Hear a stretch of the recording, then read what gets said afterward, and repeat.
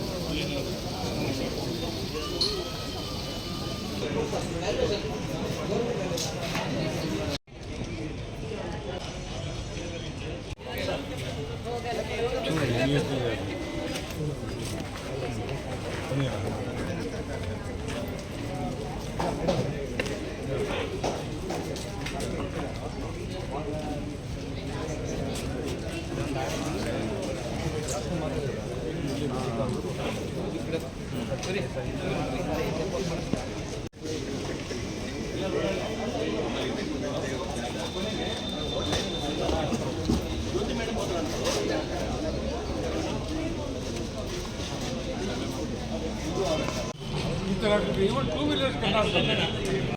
So faster.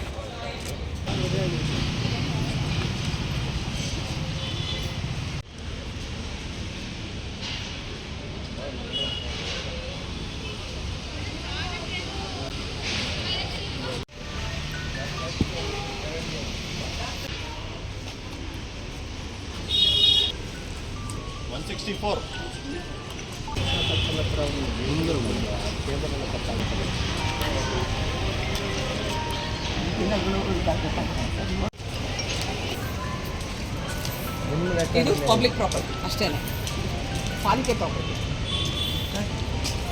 ನಿಮ್ಮ property ಅಂದರೆ ದಾಖಲಾತಿ.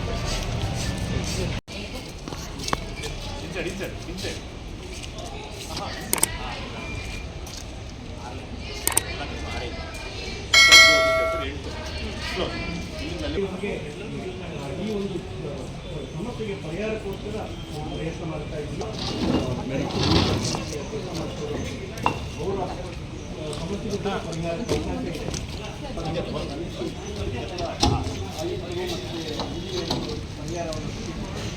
ತಕ್ಷಣದಲ್ಲಿ ಆಗ್ಬೋದು ಅಂತ ನಾವೆಲ್ಲ ಭಾವಿಸ್ತೀವಿ.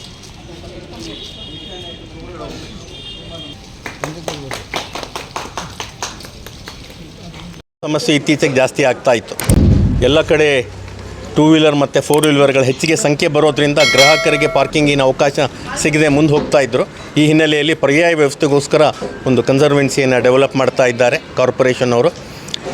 ನಮ್ಮ ಅಂಗಡಿಯ ಮುಂಗಟ್ಟುಗಳ ಎಲ್ಲ ವಾಹನಗಳು ಅಲ್ಲಿ ಪಾರ್ಕಿಂಗ್ ಆಗಬೇಕು ಅನ್ನೋ ದೃಷ್ಟಿಯಿಂದ ಸುಮಾರು ಅಂಗಡಿಯವ್ರದ್ದೇ ಒಂದು 300ಕ್ಕಿಂತ ಹೆಚ್ಚು ವೆಹಿಕಲ್ಗಳಿರುತ್ತೆ. ಆ ವೆಹಿಕಲ್ಗಳನ್ನ ನಾವು ಪ್ರತ್ಯೇಕವಾಗಿ ಆ ವೆಹಿಕಲ್ಗಳನ್ನು ಆ ಕನ್ಸರ್ವೆನ್ಸಿಯಲ್ಲಿ ಪಾರ್ಕ್ ಮಾಡೋದ್ರಿಂದ ನಮ್ಮ ಗ್ರಾಹಕರಿಗೆ ಅವಕಾಶ ಸಿಕ್ಕಿತ್ತು ಅನ್ನೋ ಹಿನ್ನೆಲೆಯಲ್ಲಿ ಒಂದು ವ್ಯವಸ್ಥೆಯನ್ನು ಮಾಡ್ತಾ ಇದ್ದಾರೆ ಕಾರ್ಪೊರೇಷನ್ ಅವರು. ಒಂದು ಕನ್ಸರ್ವೆನ್ಸಿನ ಈಗಾಗಲೇ ಡೆವಲಪ್ ಮಾಡ್ತಾ ಇದ್ದಾರೆ. ಅದಕ್ಕೆ ಸಂಬಂಧಪಟ್ಟ ಹಾಗೆ ರಾಜಾ ಕಾಲುವೆ ಪಕ್ಕದಲ್ಲೇ ಮೂವ್ ಆಗಿದೆ.